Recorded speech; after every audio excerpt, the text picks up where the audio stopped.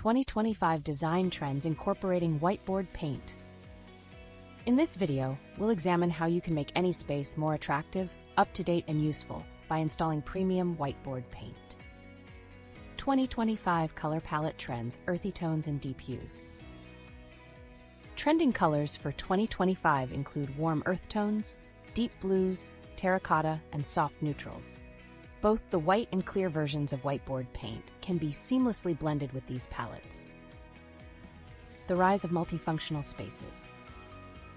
Whiteboard paint enhances the practical value of multifunctional rooms such as combined living and working spaces.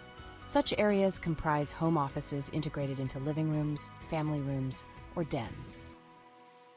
Sustainability and interior design. Premium remarkable whiteboard paint is extremely low in VOCs. This feature makes the coating appealing to those who want a sustainable, healthy way to create a writable surface in a home, school, office, or other space. Biophilic design and whiteboard paint. By pairing writable walls with natural features like real wood paneling and indoor greenery, you're using whiteboard paint to complement today's biophilic design trend. The revival of accent walls. Whiteboard paint can also be part of the 2025 trend toward making strong design statements with accent walls.